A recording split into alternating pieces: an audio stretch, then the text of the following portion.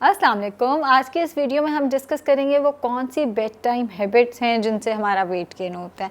कुछ तो वो हैं जो हमें पता भी हैं, जैसे कि बेड पे बैठ के खाना, लेट नाइट तक खाना, जो हमारी मंचिंग की आदत है, जो हमारी स्नैकिंग की आदत है, वो लेट नाइट चलती रहती है जिसकी वजह से हमारा वेट गेन होता है। लेकिन कुछ ऐसी आदतें हैं जो कि हमने कहीं पढ़ी सुनी तो होती हैं, लेकिन हम अपने दिमाग में उनको सही से समझ नहीं पाते। जैसे कि मुझे कुछ अरसे पहले तक ये पता था कि मोबाइल फ़ोन्स का इस्तेमाल करने से आपका वेट गेन होता है रात को सोते वक्त, क्योंकि आपकी नींद पूरी नहीं होती, जिसकी वजह से ग्रेलिन लेप्टिन जो 2 हार्मोन्स हैं उनका इम्बैलेंस हो सकता है और उसकी वजह से आपका वेट गेन होता है। लेकिन एक गलती जो मैं कर रही थी, मैं सिर्फ मोबाइल को मोबाइल तक ही ले रही थी, ये नहीं सोच रही थी वो जो सामने टीवी की स्क्रीन लगी हुई है वो भी उसी चीज़ में आती है। तो टीवी स्क्रीन्स के सामने अगर आप एक्सपोज्ड हैं तो जो उसकी लाइट है वो भी आपकी नींद को उतना ही डिस्टर्ब करेगी जितना आपका मोबाइल फ़ोन आपको डिस्टर्ब करता है। मोबाइल में साइड पे रख लेती थी, सामने ज़ाहिर टीवी देख रहे होते थे और मैं भी साथ ही टीवी देख रही होती थी। तो टीवी का इस्तेमाल जो हम लोग रात को बैठ के सीजन्स देख रहे होते हैं इकट्ठे, या हम लोग पूरी फैमिली बैठ के कोई मूवी देखती है, ये सारा कुछ यानी स्क्रीन एक्सपोजर जो है वो आपकी नींद को डिस्टर्ब कर सकता है, जिसकी वजह से ग्रेलिन और लेप्टिन का इम्बैलेंस हो जाएगा, जिसकी वजह से आपका वेट गेन हो सकता है। सो टीवी नहीं देखना, मोबाइल का इस्तेमाल नहीं करना, लेट नाइट स्नैक्स हरगिज़ इस्तेमाल नहीं करने। इसके अलावा बेड पे जाने से पहले किसी किस्म की कोई चाय, कॉफ़ी, ग्रीन टी इस्तेमाल नहीं करनी। अक्सर लोगों की आदत होती है वो बेड पे, क्योंकि हम लोग कहते हैं कि कोई अनहेल्दी स्नैक आपने नहीं लेना, कोई उस टाइम पे ऐसी चीज़ नहीं लेनी जिसमें कैलोरीज ज़्यादा हो, तो अक्सर लोग उस टाइम पे ब्लैक कॉफ़ी का क्योंकि पूरे दिन की थकावट होती है तो चाय का या ग्रीन टी का इस्तेमाल जो है करते हैं। वो इंतहाई गलत है, क्योंकि वही बात कि उससे आपकी नींद डिस्टर्ब होगी, नींद डिस्टर्ब होगी तो ग्रेलिन लेप्टिन का इम्बैलेंस हो जाएगा, वो हो जाएगा तो फिर वहीं पे हम आके खड़े हो गए कि वेट गेन शुरू हो जाएगा। उसकी जगह कोई हर्बल टी आप इस्तेमाल कर सकते हैं, जैसे कि पेपरमिंट टी का इस्तेमाल किया जा सकता है, कैमोमाइल टी का इस्तेमाल किया जा सकता है, या मोरिंगा टी का इस्तेमाल किया जा सकता है। कोई हर्बल टी आप इस्तेमाल कर लें। आपने ये जो हमारे बाकायदा तौर पे कैफ़ीन वाले कहवे आते हैं या जो कैफ़ीन वाले ड्रिंक्स आते हैं, आपने हरगिज़ तौर पे इनका इस्तेमाल नहीं करना। इनका अगर आप इस्तेमाल करेंगे तो नींद जो है वो आपकी डिस्टर्ब होगी। फिर थोड़ी सी एक्सरसाइज, मतलब आप पूरे दिन में एक सोफ़े पे बैठे हुए हैं, उससे आपकी थकावट ही उतनी नहीं होती जितनी आपको एक साउंड स्लीप के लिए चाहिए होती है। बॉडी इतनी थकी तो हो कि जब आप बेड पे लेटें तो उसको नींद आ जाए। थोड़ी सी अपनी रूटीन में एक्सरसाइज लेकर आएँ, चाहे आधे घंटे की ब्रिस्क वॉक ही लेकर आएँ, मगर अपनी जो रूटीन है उसके अंदर थोड़ी सी वॉक, थोड़ी सी एक्सरसाइज आपकी रूटीन के अंदर ज़रूर होनी चाहिए।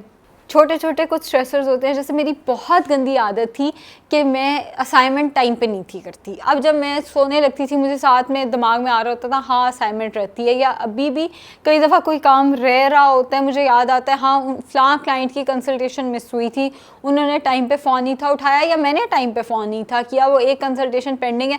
जब मैं बेड पर लेटती हूँ मुझे तब वो स्ट्रेस होना शुरू हो जाता है, वो एंग्जाइटी, वो स्ट्रेस बेड तक जाता है। अगर आपका कोई काम इस तरह का है उसको टाइम पे फिनिश करें। मेरी वाली आदतें ना लेकर आएँ। काम को डिले करने वाली, काम को लटकाने वाली आदतें जो हैं वो स्ट्रेस और एंग्जाइटी लेकर आती हैं। कुछ स्ट्रेस एंग्जाइटी है जिन्हें हम अवॉइड नहीं कर सकते। भाई किसी का कोई फाइनेंशियल इशू चल रहा है, किसी का कोई इमोशनल इशू चल रहा है, खुदा ना खासा किसी करीबी अजीज़ की डेथ हो गई है, खुदा ना खासा पैसों से रिलेटेड किसी का कोई मसला है, किसी का जॉब से रिलेटेड मसला है, ये वो स्ट्रेस है जिसे हम अवॉइड नहीं कर सकते। मतलब मैं कह दूं आपने स्ट्रेस नहीं लेना इस चीज़ का, ये पॉसिबल नहीं है। ये सारे स्ट्रेसर्स तो हमारे साथ चलते हैं और ये कुदरत का एक निज़ाम है, किसी की लाइफ भी परफेक्ट नहीं होती। लेकिन कुछ ऐसे स्ट्रेसर्स हैं जो हमने खुद को तोहफा दिया होता है, काम लटका लटका के। तो कोई असाइनमेंट है, कोई आपके जॉब से रिलेटेड काम है, कोई आपको टास्क दिया गया था, कोशिश करें उसको टाइम पे वाइंड अप कर दें। अगर कोई जैसे स्टूडेंट्स हैं उन्होंने पेपर की तैयारी करनी होती है, एंड पेपर वाली रात पे हम बैठ के तैयारियां कर रहे होते हैं, उससे होता क्या, एग्ज़ाम से 1 महीना पहले स्ट्रेस ज़रूर शुरू हो जाता है, एंग्जाइटी ज़रूर शुरू हो जाती है, लेकिन काम हम फिर भी नहीं कर रहे होते।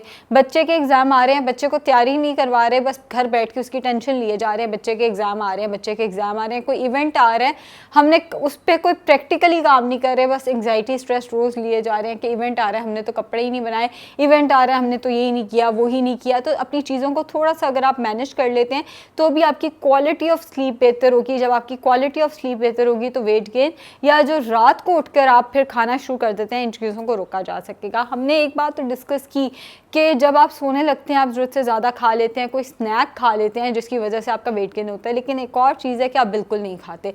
जब आप बिल्कुल नहीं खाते जाते हैं, आप अपना डिनर मिस कर देते हैं, या आपकी नींद पूरी नहीं होती, या आपकी भूख सही से ख़त्म नहीं होती, आपने डिनर स्किप कर दिया अपना, या आपको लेट नाइट भूख लगी है, या आपने डिनर किया तो है मगर इतना सा जैसे वो चिड़ियों का खाना होता है, आपने थोड़ा सा उसमें से चुग लिया, उससे होगा क्या, रात को आपको नींद, आप या तो नींद से बेदार हो जाएंगे, या आपकी क्वालिटी ऑफ स्लीप अच्छी होगी नहीं, आपको बार बार ये ख्याल आ रहा होगा मैं कुछ खा लूँ, मैं कुछ खा लूँ। क्वालिटी ऑफ स्लीप जो है उस केस में आपकी कॉम्प्रोमाइज़ होगी, और फिर वहीं पर हम आ जाएंगे, क्वालिटी ऑफ स्लीप अगर आपकी कॉम्प्रोमाइज़ होगी तो फिर वेट गेन हो जाएगा। इसके अलावा जब आपने डिनर लेना है तो उसमें कोशिश करें कि कार्बोहाइड्रेट्स, हेल्दी कार्ब्स उसमें आप इस्तेमाल करें। कोई रिफाइंड ब्रेड, कोई ऐसी चीज़ जो आपको गैस या कोई इस तरह का मसला देती है, आपने उसको इस्तेमाल हरगिज़ नहीं करना।